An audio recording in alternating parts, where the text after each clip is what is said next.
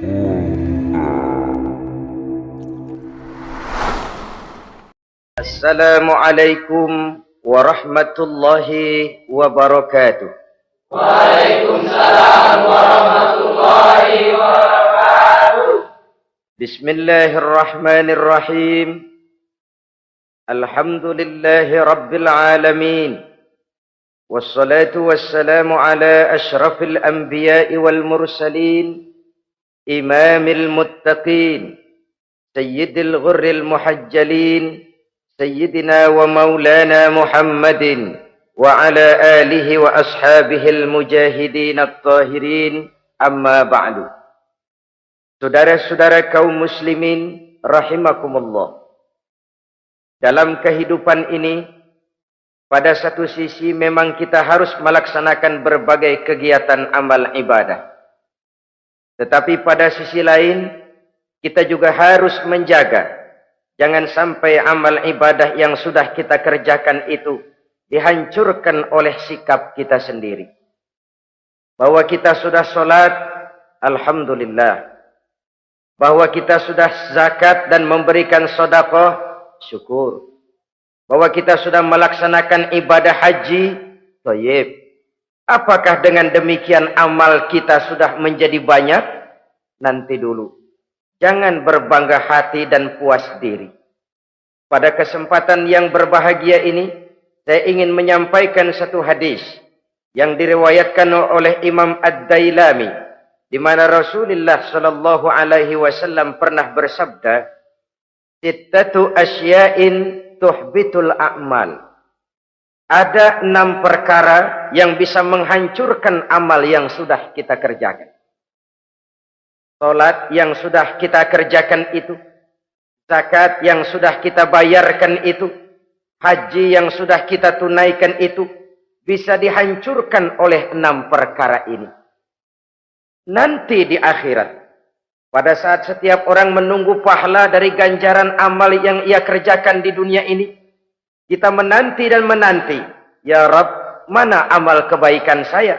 Mana pahala kebajikan yang saya lakukan? Hasilnya tidak ada. Amal yang kita kerjakan dihancurkan oleh sifat-sifat yang akan kita kemukakan pada pertemuan kali ini.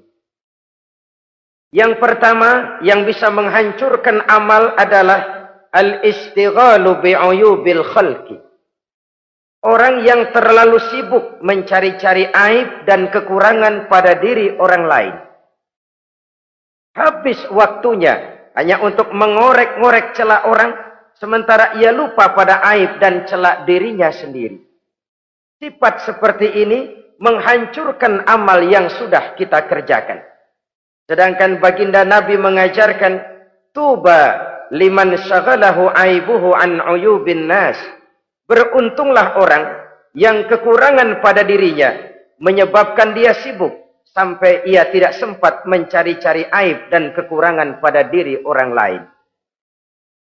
Saudara-saudara kaum muslimin rahimakumullah. Sibuk mencari aib orang tentu bukan dengan tujuan positif. Latar belakangnya kadang-kadang karena jealous, karena hasud, kecemburuan sosial.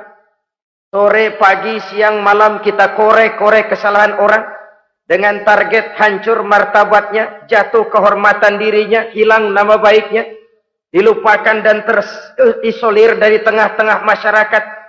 Perbuatan yang demikian sungguh terlalu amat sangat kejam.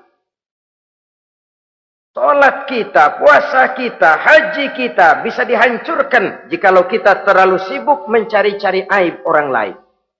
Muslim dengan muslim itu bersaudara.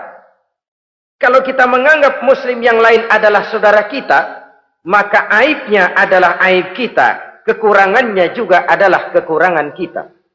Pada saat kita melihat pada dirinya terdapat kekurangan, tugas kitalah menutupi. Ini yang dijamin oleh Nabi, man satara musliman satarahullahu fid dunya wal akhirah. Siapa yang menutupi aib dan celah orang-orang beriman, Allah akan menutupi aib dan celaknya di hari akhirat nanti. Zaman sekarang, zaman gosip. Zaman sekarang, zaman isu. Sehingga Hal yang 1 meter pun dapat jadi 5 meter. Yang 5 meter dapat saja menjadi 10 meter. Kita sibuk membumbui hal-hal yang kita tidak tahu duduk perkara yang sebenarnya. Bahkan lebih celaka, kadang-kadang kita malah sok tahu. Memberikan vonis dari sudut pandang kita sendiri. Adalah tidak bijaksana jika kita mengukur baju orang lain dengan badan sendiri. Baju orang lain kita ukur pakai badan kita. Tentu saja enggak pas. Begitulah. Terlalu sibuk mencari-cari aib orang lain, menghancurkan amal ibadah yang sudah kita kerjakan. Na'udzubillah, summa na'udzubillah. Kadang-kadang hadir majelis taklim di pengajian, ngaji setengah jam, ngomongin orang 2 jam setengah.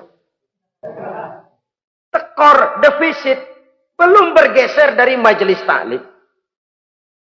Ini kan penyakit rohani, di mana kedudukan kita antara sesama muslim bagaikan satu tubuh. Kalau yang satu sakit, yang lain ikut merasakan sakit. Yang satu terhina, yang lain ikut merasakan terhina. Jadi pada saat kita melihat aib orang lain, kita ceritakan di mana-mana, kita bongkar di mana-mana, tentu satu hal yang jelas, kita tidak senang kepada orang itu. Kita tidak senang kepada orang itu. Dan kalau sudah tidak senang, maka fungsi persaudaraan bisa berubah menjadi permusuhan. Oleh sebab itu, kalau ada 2 orang berselisih, boleh kita bohong untuk mendamaikan 2 orang tadi. Misalnya si A sama si B berantem nih, jengkel, marah-marahan. Saudara datang ke rumah si A. A, saya dengar kamu lagi marahan sama B. Iya itu si B, kurang ajar. Bangsat, bajingan, tengik. Pokoknya kalau ketemu, awas. Ah, saya kira sih nggak begitu. A, tadi saya ketemu B, dia bilang malah kangen sama sampean. Dia pengen ketemu, ingat masa lalu zaman sebantal berdua, sebatang rokok berdua. Dia kangen pengen ketemu. Padahal si B nggak ngomong apa-apa sama saya. Saya olah sedemikian rupa sampai si A tenang. A tenang, saya datang ke rumah B. B, katanya kamu lagi marahan sama si A. Iya tuh A, unyuk monyet. Udahlah, pokoknya kalau ketemu dia saya hantam habis. Ah, barusan saya ketemu si A, dia bilang pengen ketemu ente. Pengen ngobrol kayak dulu, mengembalikan keharmonisan yang hilang, mengembalikan kehangatan persaudaraan yang lenyap. Si A tenang, si B adem. Kenapa? Karena bohong saya. Kesana saya ademin, kesini saya ademin. Jenis bohong seperti ini berpahala. Kenapa? Tujuannya mendamaikan orang yang sedang berselisih. Tapi kan orang bermental seperti ini jarang. Yang banyak kan tukang kompor sekarang. Kalau angetin sini, angetin murub deh. Datang sama A, lu marahan sama B. Iya, gue kesel banget sama B. Emang? Wow. Diemang-emangin. Oh, udah, pokoknya gue mah kalau jadi elo takut sama si B, gue buka celana, gue pakai rok deh. Si A panas. A panas, datang ke rumah B. Komporin lagi. Dua-duanya panas, koslet, terjadi perkelahian. Biang iblisnya tukang kompornya. Sampai untuk mendamaikan 2 orang yang berselisih, diizinkan berdusta. Kenapa? Prinsip Islam itu islah. Mencari jalan damai, bukan mengeruhkan suasana. Inilah realitas di tengah-tengah masyarakat. Enakan ngomporin daripada nyiramin. Enakan manasin daripada mendamaikan 2 orang yang sedang berselisih. Apalagi kalau kita punya kepentingan. Main nimbrung aja kayak toge. Kagak ngerti urusan. Nyampur aja nyampur. Toge kan begitu toge. Ada laksa nimbrung. Ada gado-gado ngikut. Ada kredok masuk. Kagak ngerti juntrungan masalah. Main nyampur aja nyampur. Ini kan tidak objektif namanya. Nah, mental seperti ini. Wah, sholatnya khusyuk, zakat bayar, sedekah iya. Tapi kalau suka cari-cari aib orang, jembreng kesalahan orang di mana-mana, sholatnya, puasanya, hajinya bisa dihancurkan oleh mental yang seperti ini. Jangan bangga-bangga, sholat saya sudah banyak, puasa saya hebat, mantap, haji saya tiap tahun mondar-mandir ke Mekah. Tapi kalau mental seperti ini masih ada, waspadalah. Amal yang kita kerjakan bisa hancur oleh sikap mental kita sendiri. Ini yang pertama. Yang bisa menghancurkan amal, terlalu sibuk mencari-cari aib orang lain. Satu. Yang kedua, saudara-saudara, wa qaswatul qalbi. Orang yang hatinya keras, tidak mempan diberikan nasihat. Baik nasihat yang datang dari luar dirinya, ataupun nasihat yang datang dari dalam dirinya. Hatinya keras. Dikasih muka tembok, kulit badak, kuping kebo. Makhluk apa namanya itu? Wallahu a'lam. Rai gedek. Pantas ya kalau kita lihat sejarah, Islam itu turun di semenanjung Arabia. Sebagai test case. Masyarakat Arab 14 abad yang lalu dikenal keras, kasar, brutal, primitif. Dari berbagai aspek kehidupan. Standar, kalau di tengah masyarakat yang begitu keras Islam berhasil, masyarakat lain lebih mudah masuk. Rasulullah diutus di Cianjur, lalu dakwahnya sukses, saya nggak kagum. Paling-paling datang Nabi ke Cianjur disambut dengan ramah. Enggak, Rasul. Ayo nama kumaha Rasul wae, ayo nama saja. Pasti aman, damai, tidak ada cerita perang. Tapi Masya Allah, turun di tengah satu struktur sosial yang keras, kasar, primitif. Menghadapi orang yang hatinya keras seperti ini. Apa prinsip kebijaksanaan yang dilaksanakan oleh Rasul dalam menerapkan syariat Islam? Pertama, at-tadrij fit tasyri'. Dalam melaksanakan syariat, prosesnya melalui tahapan. Contoh, jahiliyah dulu itu paling senang sama mabuk. Geng. Binteler. Oh, jahiliyah itu kalau sudah mabuk, nggak cuma minum, mandi pakai arak. Subhanallah. Mandi pakai arak. Menghadapi masyarakat yang seperti ini, apa strategi syariat Islam? Mula-mula ayat yang turun. Yas'alunaka 'anil khamri wal maisir qul fihima ismun kabirun wa manafi'un linnas. Mereka bertanya kepada Muhammad tentang arak. Katakan, arak itu ada manfaatnya tapi juga ada bahayanya. Bahayanya lebih besar daripada manfaatnya. Tidak diharamkan dulu, tidak. Cuman dikasih sen. Teler emang enak. Melayang ke langit. Cuman ada bahayanya. Bahayanya lebih besar daripada manfaatnya. Dikasih gambaran, dikasih sen. Tidak diharamkan mutlak dulu, tidak. Bertahap dikit dulu. Nih. Urusannya begini nih. Ada manfaatnya, tapi ada bahayanya. Bahayanya lebih besar daripada manfaatnya. Jak rasio berpikir. Setelah tahu bahayanya lebih besar, kan dikit-dikit mulain jauh. Mulain ngurangin, jaga jarak. Setelah ada jarak, turun peringatan kedua. La taqrabus salata wa antum sukara. Jangan dekati sholat kalau kamu lagi mabuk. Sholat sehari semalam 5 kali. Berarti 5 kali mereka harus jaga diri. Jangan sampai mabuk. Makin jauh.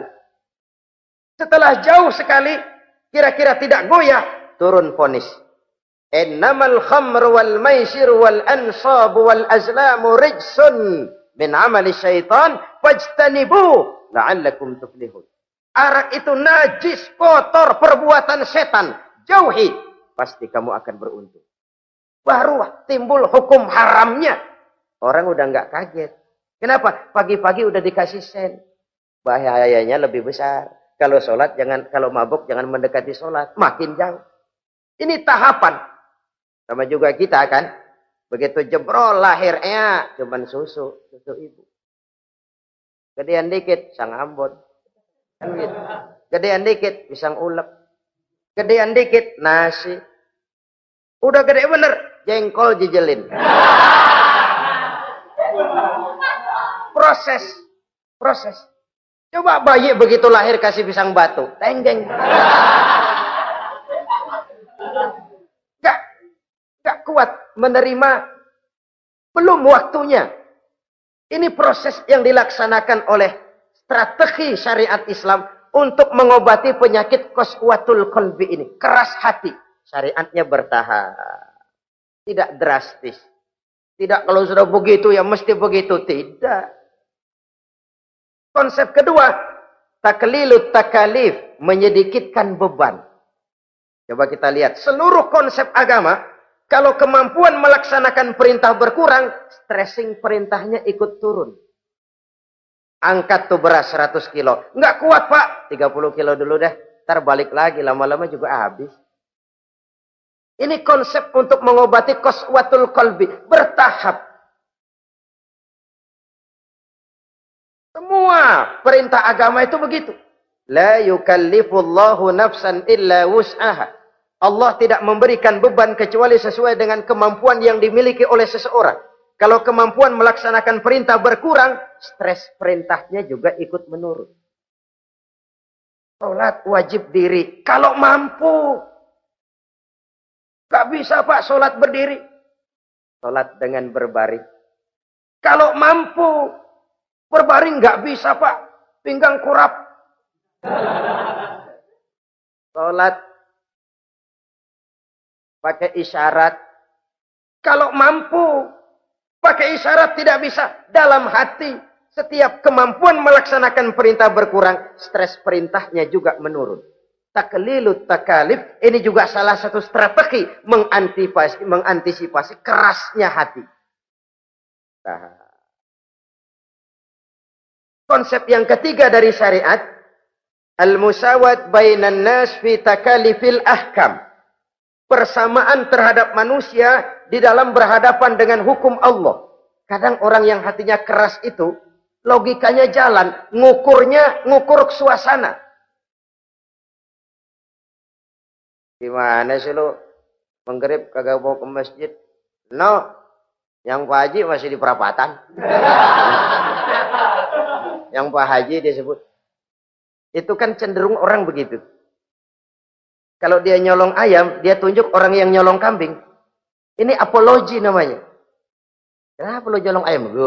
No, yang maling kambing urusin, gedean. Apologi. Lah kapan mau beres kalau begitu? Tidak introspeksi, tidak self correction. Itu apologi. Untuk menutupi kelemahan diri, menunjuk kesalahan orang lain yang lebih besar. Itu kan nggak jantan namanya. Apologi. Tidak ada sifat untuk memperbaiki diri sendiri. Karena kecenderungan ini ada, Islam menutupi itu. Dengan apa? Semua manusia sama dalam berhadapan dengan hukum Allah. Gak ada iri hati dalam hukum Islam ini.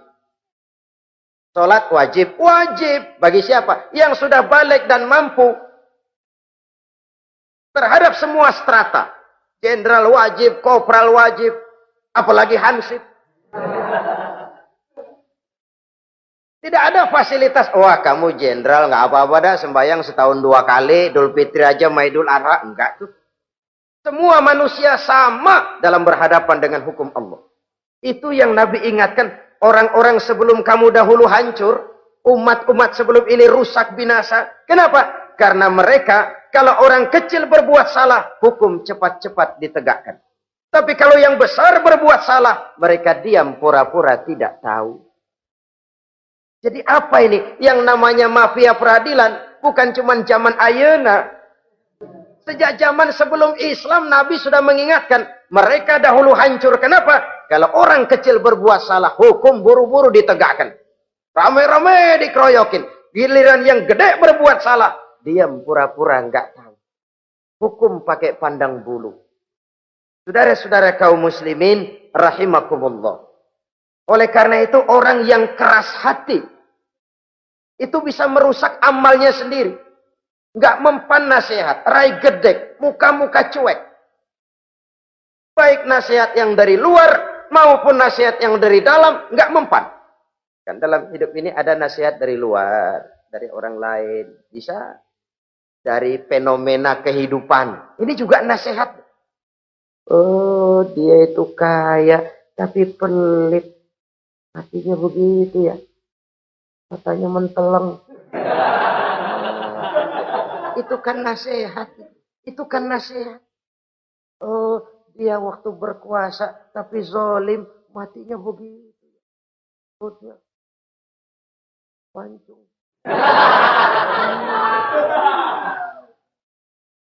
Fenomena kehidupan yang kita lihat, yang kita dengar, yang kita saksikan, itu semuanya bisa nasihat. Unzuru kaifa kana akibatul mukadzibin. Lihat kehidupan ini. Dunia ini kan sebuah sekolahan besar. Semua yang kita lihat, kita saksikan, kita pelajari, bisa jadi contoh buat kita. Orang yang bijak, yang bisa mengambil hikmah dari manapun datangnya. Baik dari yang baik, maupun dari yang tidak baik. Saudara-saudara kaum muslimin, rahimakumullah. Nasihat yang datang dari luar. Dari orang atau dari fenomena kehidupan. Atau nasihat yang tumbuh dari dalam diri sendiri. Perubahan organisme tubuh. Itu kan nasihat. Ya Allah. Sekarang cantik jelita. Iya, sedang sweet 17-an. Rambutnya hitam, ikal berderai. Iya, semua memuji. Alisnya katanya laksana semut beriring.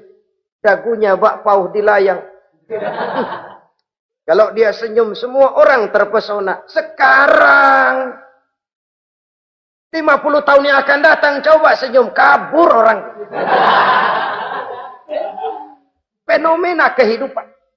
Apa yang tidak berakhir? Kenapa harus keras hati? Kita kata kita berkuasa, berapa hari kita punya jabatan? Kita kata kita kaya, berapa banyak harta kita? Kita kata kita alim, kita tahu. Apa yang kita tahu dari semesta jagat raya ini? Lalu apa yang tidak berakhir? Korun yang katanya kaya, mati itu. Fir'aun yang katanya gagah, mati. Napoleon Bonaparte, the Lion of Europe, singa daratan Eropa, mati. Saking matinya, mati.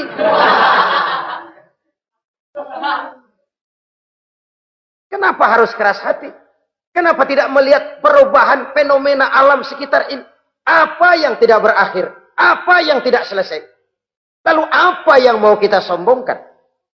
Kenapa kita harus keras hati? Sehingga pantas dalam hadis kursi Allah menyatakan al-kibriya'u libasi.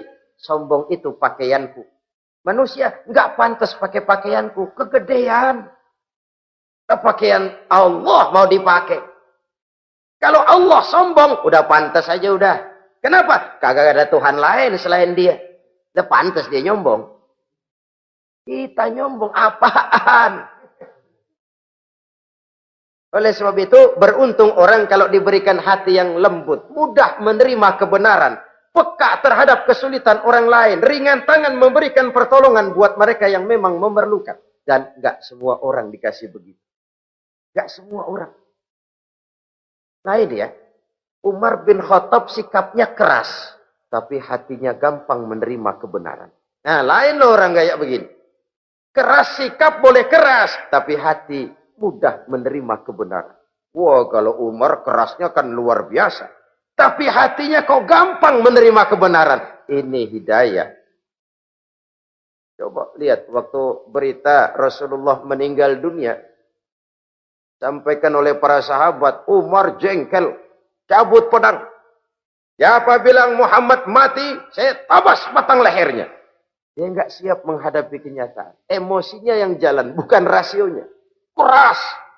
Bilang deh, Muhammad meninggal. Saya tabas batang lehernya. Untung ada Sayyidina Abu Bakar. Beliau tidak bicara langsung, cuma pidato. Ayyuhan nas, man kana ya'budu Muhammadan fa inna Muhammadan qad mata. Wa man kana ya'budu Allah fa inna Allah hayyun la yamut. Hai manusia, siapa yang menyembah Muhammad, Muhammad sudah meninggal. Tapi siapa yang menyembah Allah, Allah maha hidup dan tidak akan pernah mati buat selama-lamanya. Sayyidina Umar tersentak. Subhanallah, saya salah. Bagaimanapun Muhammad hanya seorang manusia. Saya cinta dia, saya suka dia, nyawa saya pertaruhkan untuk dia. Tapi dia manusia dan saya tidak menyembah Muhammad. Ia sadar akan kekeliruannya, berlinang air matanya. Keras sikapnya, tapi lembut hatinya. Nah, yang kayak begini, bagus. Ini udah sikap keras, hati keras, yaitu tadi. Muka tembok, kulit buadak, kuping kebo. Diapain aja udah nggak mempan aja udah. Susah yang kayak begini. Saudara-saudara, ma'asyiral muslimin rahimakumullah. Jadi yang kedua yang bisa menghancurkan amal kita, orang yang hatinya keras. Wah. Yang ketiga sekarang, yang bisa menghancurkan amal kita itu wahubbud dunya. Orang yang terlalu cinta kepada dunia. Nih, pakai kalimat terlalu ya. Kalau sekadar cinta kepada dunia, why not? Kita cinta anak dan istri, wajar. Kita cinta harta benda, tentu. Kita cinta sanak famili dan seluruh handai tolan, memang. Kita juga cinta kepada bangsa dan tanah air, itu bagian dari iman, persilahkan. Yang tidak boleh itu kalau sudah pakai kalimat terlalu. Terlalu. Sebab kalau sudah terlalu, itu sudah di luar kontrol. Orang lalu menghalalkan segala cara. Terlalu cinta kepada jabatan. Akhirnya bergeser. Sholat menghadap Allah. Dengar mau pindah jabatan ke tempat kering, gerasak gerusuk nyari dukun. Ini kan namanya iya kanak budu wa dukun nastain.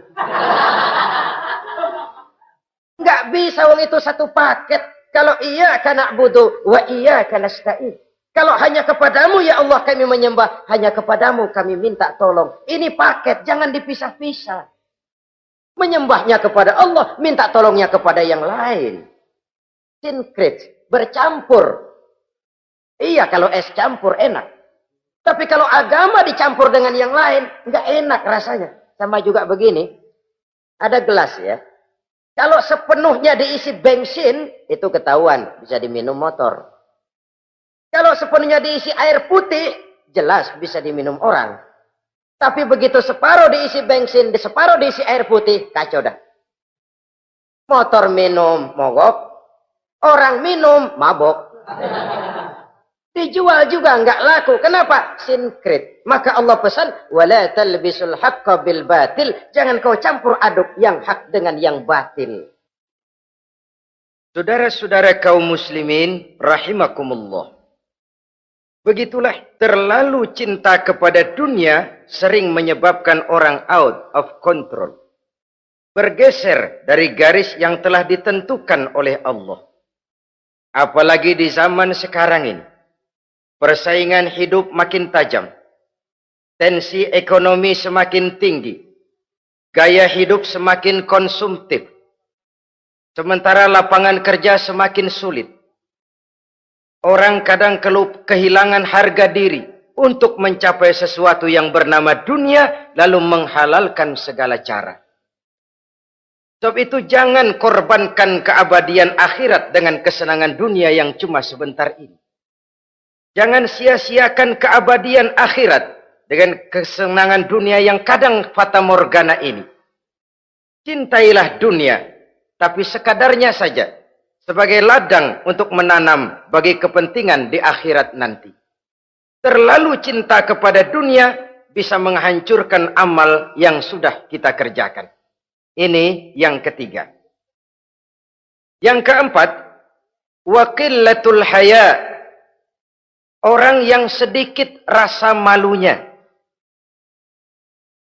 Rasa malu merupakan bagian daripada nilai-nilai keimanan. Apabila rasa malu berkurang, artinya nilai iman juga ikut menurun. Kita melihat sekarang ini banyak orang pakai pepatah Arab dalam hidup ini. Bul ala zamzam fatu'raf, kata orang Arab. Kalau kepengen terkenal, kencingi sumur Zamzam. Itu bakal ngetop ke seluruh dunia. Sumur Zamzam dikencingin. itu akan terkenal ke seluruh dunia. Terkenal apanya? Terkenal gilanya. Jadi apa maksud pepatah ini? Kalau pengen cepat terkenal, bikin yang aneh-aneh. Yang orang lain nggak kerjain, kerjain. Yang orang lain nggak pakai, pakai. Nanti kan aneh, dilihat orang. Kalau dilihat orang kan cepat ngetop. Pantas apa tidak nomor 18. Yang penting terkenal aja dulu dah. Artinya apa? Rasa malu dikuburin. Rasa malu disingkirin. Kalau sudah sedikit rasa malu, tidak terhalang melakukan perbuatan-perbuatan yang negatif. Satu contoh. Tujuan utama diperintahkan berpakaian itu kan menutup aurat. Tapi Rasul pernah mengatakan, satu saat nanti akan muncul perempuan, nisaun, kasiyat, ariyat, ma'ilat, mumilat, ru'usuhunna ka'asnimatil bukhtil ma'ilat.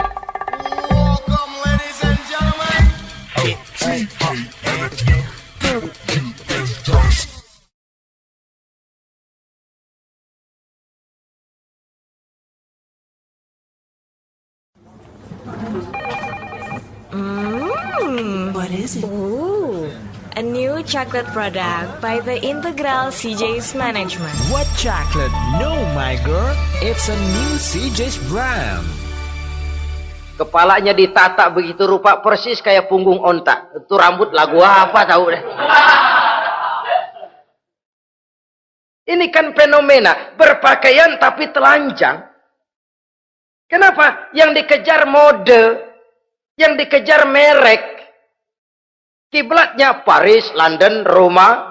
Imamnya siapa? Pierre Cardin, Christian Dior, Escada, Etienne Egner. Merek yang dikejar, mode yang dikejar, aurat pontang-panting. Ditambah oleh tayangan-tayangan berbagai iklan yang merangsang anak-anak kita untuk hidup konsumtif. Iyo. Cocok iya jeng urang yo. Terangsang dia untuk konsumtif. Dihadapkan kepada kenyataan. Suasana ekonomi nggak menunjang. Orang tua lemah ekonominya. Dia lihat sekelilingnya, ternyata yang lain juga begitu. Banyak teman senasib, kumpul. Disingkirkan rasa malu. Akhirnya tukang bajai ditodong. Qillatul haya, sedikit rasa malu. Kalau sedikit rasa malu, dia tidak terhalang lagi melakukan perbuatan-perbuatan yang negatif. Dan itu berarti menghancurkan amal-amal yang lain. Sebab itu budaya malu ini sangat penting. Coba kalau dia hinggap di hati seorang pejabat. Pejabat yang punya rasa malu, Masya Allah, membawa manfaat yang besar buat rakyatnya. Contoh saja ya, di Jepang itu ada Perdana Menteri Hosokawa, saudara-saudara dengar. Baru 8 bulan jadi Perdana Menteri. Dia dijuluki Mr. Clean, Mr. Bersih.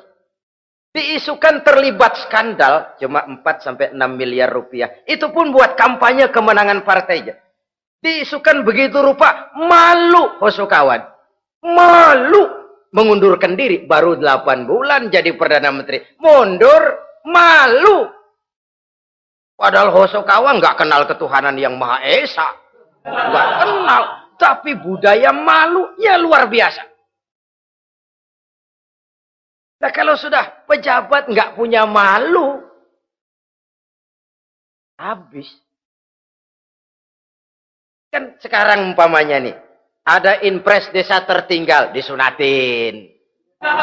Sampai marah betul itu Bapak, para pimpinan negara kita itu. Tidak ada maaf bagi pejabat yang nyunatin IDT. Kenapa? Kan tipis rasa malu. Turun dari atas sunatin, turun ke bawah sunatin, turun ke bawah sunatin lagi. Nyampe bawah tetelan doang dikit banget. Kebanyakan tukang sunat, saudara-saudara.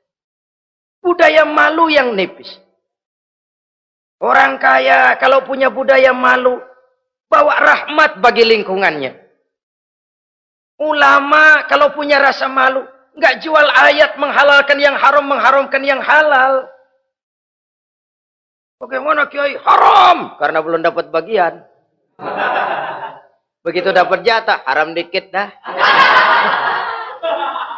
Kiamat umat kalau sudah kayak begini. Budaya malu di segala strata sekarang ini menipis. Dan itu tentu berangkat dari kualitas keimanan. Ini yang perlu dipompa ke permukaan. Dan dilematis memang sering terjadi. Satu contoh, pada satu sisi kita menggalakkan proyek pariwisata. It's okay, kita perlu devisa. Tapi pada sisi lain kita harus menjaga nilai-nilai luhur dari budaya bangsa kita. Jangan sampai kemasukan wisata mancanegara, lalu budaya mereka yang tidak sesuai juga ikut kita serap. Bule masuk ke Indonesia, pakaian seenaknya, dia mau udah pantas aja udah. Perempuan ayab-ayaban ke pasar pakai kutang doang, bule pantas aja. Bocah kita ayab-ayaban ke pasar pakai kaos kutang, perempuan mana panok melulu.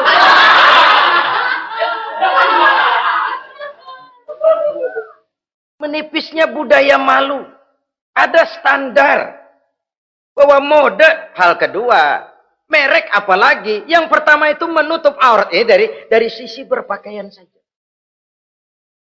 Kalau anak-anak kita diracuni oleh yang namanya mode, diracuni oleh yang namanya merek, dia akan terbuai hidup dalam alam kepalsuan.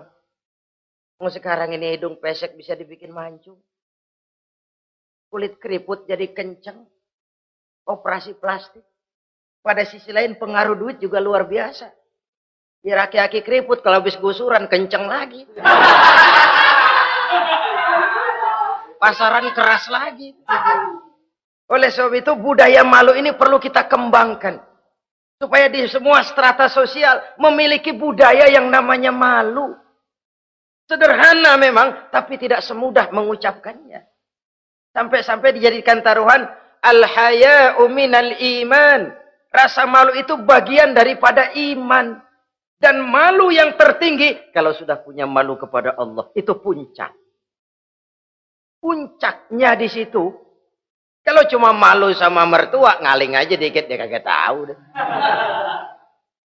Kalau cuma malu kepada petugas keamanan, terlalu banyak tempat yang mereka nggak lihat. Tapi kalau sudah budaya malu kepada Allah, tidak sejengkal tanah pun terhalang dari pengetahuan Allah.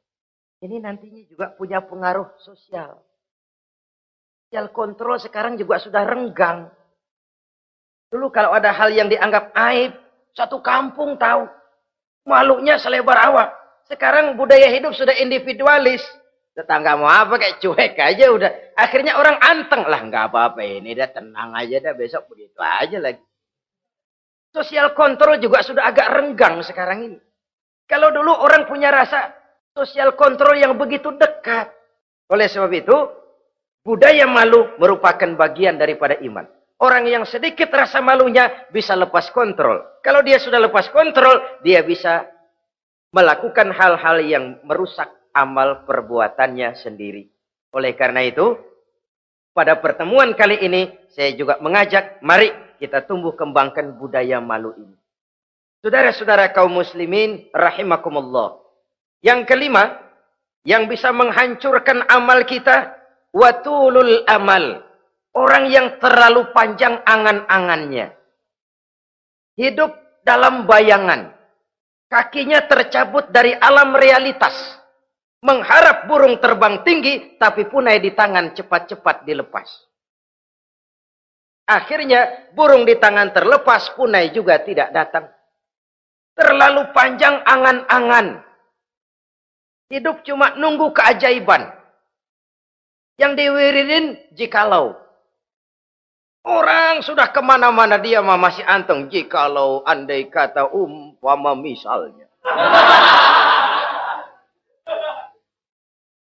Islam bukan agama orang pemalas yang selesai sholat lalu berpangku tangan. Ada orang yang cuma sujud saja rezekinya mengalir. Ada.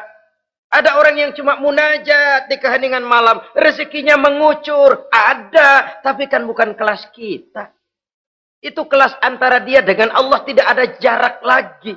Orang-orang yang batinnya bersih. Doanya didengar. Permohonannya dikabulkan. Permintaannya cash. Kalau kita bisa sembahyang cuma nadah doang, nggak mau usaha, paling banter orang undang tahlil kita. Sebesek campur geretan udah. Kita ini tahap yang bekerja, berusaha, berdoa, tawakal. Pernah dalam satu sholat Jumat Rasulullah di masjid, ada seorang sahabat Badui datang dari pedalaman mau sholat Jumat, turun dari onta cepat-cepat masuk ke masjid. Ditegur oleh Rasul, ontamu sudah kamu ikat? Belum ya Rasul. Kenapa? Saya tawakal kepada Allah. Marah Rasul. Keluar, ikat ontamu, masuk lagi ke masjid, baru tawakal. Sederhana sekali, tapi inilah gambaran kehidupan. Ikat ontamu baik-baik, baru tawakal. Kalau nggak diikat, udah tawakal, terus hilang, tawakalnya salah. Sudah diikat rapi-rapi, masih hilang juga. Nah, tawakalnya benar. Sudah usaha, sudah ikhtiar. Toh hilang juga. Gambarannya sederhana. Ikat ontamu baik-baik, lalu masuk ke masjid, barulah engkau bertawakal. Jangan onta dibiarin keliaran, lalu tawakal. Tawakalnya yang salah. Saudara-saudara kaum muslimin, rahimakumullah. Islam mengajarkan keseimbangan. Kita wajib berusaha, tapi tidak wajib untuk berhasil. Hasil itu hak prerogatifnya Allah. Berusahalah sebagaimana harusnya di satu sisi, tapi minta tolonglah kepada Allah di sisi lain. Ada keseimbangan. Orang yang terlalu panjang angan-angannya biasanya malas bekerja. Terangsang ngejar kerjaan yang gede, yang kecil kagak dikerjain. Akhirnya yang kecil lewat, yang gede kagak datang. Padahal rezeki itu kan yang penting mudawamahnya ya, rutinnya. Biar banyak tapi begitu sekali datang banyak, begitu stop 10 tahun kagak datang terus. Sengsara juga. Yang penting mudawamah, continue-nya itu. Biarin duit sih banyak, asal rutin aja. Gak apa-apa. Tulul amal, terlalu panjang angan-angan. Hidup di alam bayangan. Terlepas kaki dari akar kenyataan. Hidup ini kan kenyataan, harus dihadapi secara nyata. Islam ini agama yang wajar, hiduplah secara wajar.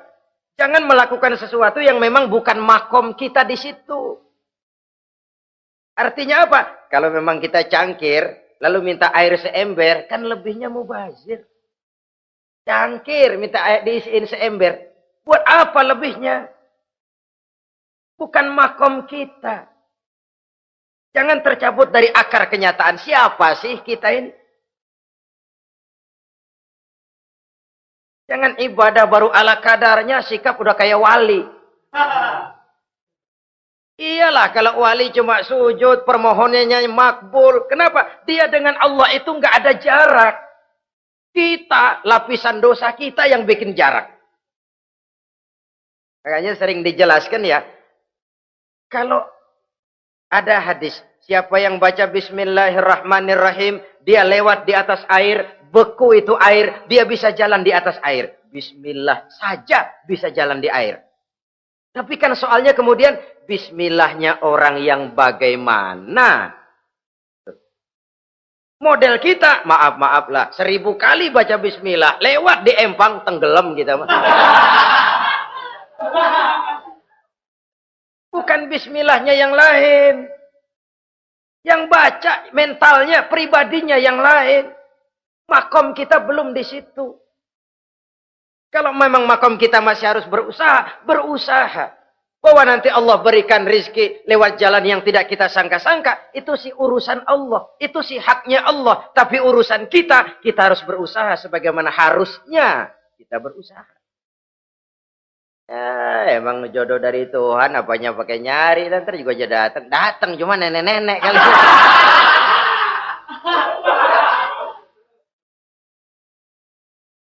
Bekerja, berusaha. Jangan terlalu panjang angan-angan. Hiduplah secara nyata, apa adanya, yang wajar-wajar saja. Tinggal di gubuk reot, hidup pakai gaya jet set. Ngagul dah. Sama merek mobil kenal banget, mobil orang-orang. Udah bukan main kalau ngomong dah. Di atas awan hidupnya. Di atas awan. Ngomong kagak ada yang kecil. Gak pakai juta udah. Miliar. Triliun. Ngerokok tetap aja ngombe. Silahkan mengharap burung terbang tinggi. Tapi punai di tangan jangan dilepas. Realitas apa? Idealisme boleh terbang setinggi langit. Tapi kaki tetap berpijak di alam realitas. Ayo kita ngambil contoh dari Rasulullah Sallallahu Alaihi Wasallam. Rasulullah itu kan dikasih mukjizat, fasilitas, tapi nggak ngandelin. Buktinya apa? Nabi hijrah ke Madinah. Itu kan manusia. Posisi kita terjepit. Ayo hijrah, hijrah, berangkat. Gak ngandelin Tuhan. Pojokin nih, dikepung. Kirim dah apaan kayak biar pada mampus nih orang ini. Enggak tuh. Enggak. Walaupun beliau punya mukjizat. Tapi enggak ngandeli. Kenapa kita enggak lihat itu? Perang Uhud kalah. Kalah. Berlumur darah dari kakinya yang mulia itu. Kalau ngandelin mukjizat, apa pantas Nabi kakinya sampai berdarah? Apa pantas sampai kalah? Kenapa enggak rekes, simsalabim, hancur musuh? Tidak, beliau tidak tercabut dari akar kenyataan. Beliau manusia, hidup dan berjuang secara manusiawi. Perkara Allah mau kirimkan mukjizat, itu haknya Allah. Waktu di Taif, saudara masih ingat. Dilontari dengan batu, menghindar ke kebun anggur. Turun malaikat Jibril, Muhammad, innallaha amaroni an uti'ak. Allah perintahkan saya datang menemuimu di sini untuk mendengar komandomu. Sekarang apa mau kamu? Kalau mau kau orang Taif yang melontari kau dengan batu hancur, saat ini saya angkat Jabal Uhud. Saya timpakan mereka biar mati semua. Bagaimana? Dalam keadaan terpojok, dilemparin batu, dikeroyokin, menghindar ke kebun anggur.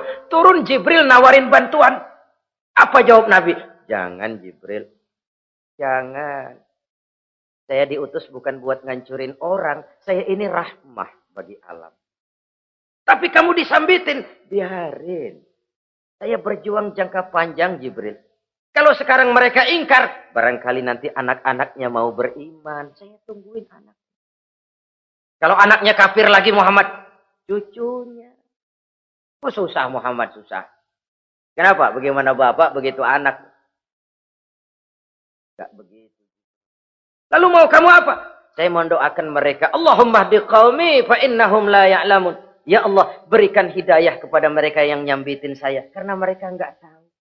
Disambitin, berdarah, yang nyambitin didoakan. Pada satu sisi ini menunjukkan tingginya akhlak Nabi. Pada sisi lain ini menunjukkan Nabi juga mengatur strategi secara manusia. Tidak simsalabim.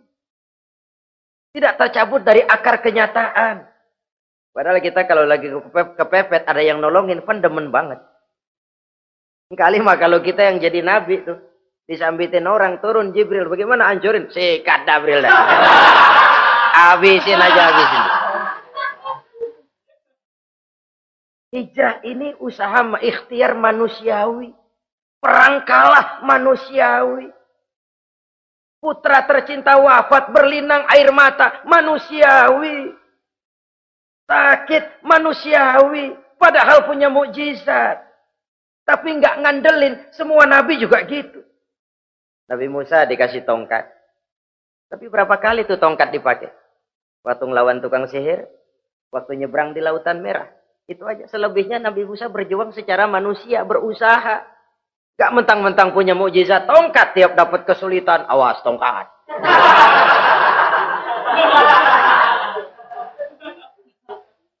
Utuh manusiawi. Ini Rasul. Kenapa kita nggak lihat itu? Kenapa kita lalu tercabut dari akar kenyataan dan hidup dalam khayalan? Sampai di satu anekdot yang menyentuh. Sekarang ini akibat tayangan-tayangan televisi begitu rupa. Ada seorang bapak ditanya sama anaknya. Pak, Tuhan sama Batman kuatan mana sih?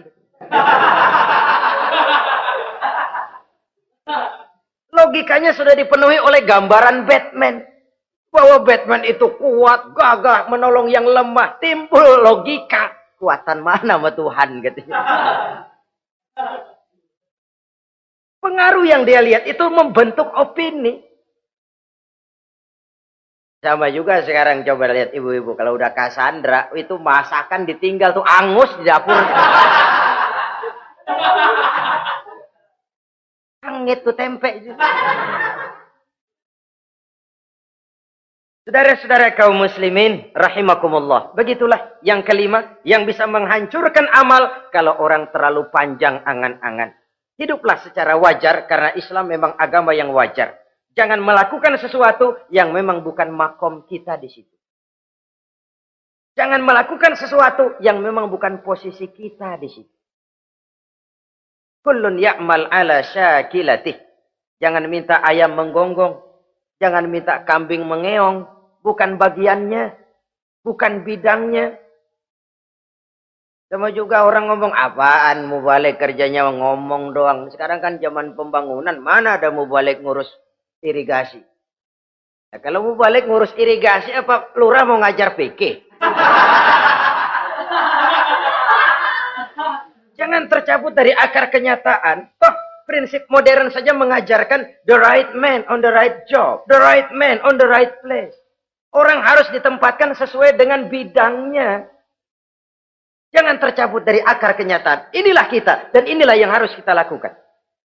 Hidup ini kenyataan. Hadapilah secara nyata. Perkara Allah mau membuat yang lain. Itu hak prerogatif Allah. Bukan urusan kita.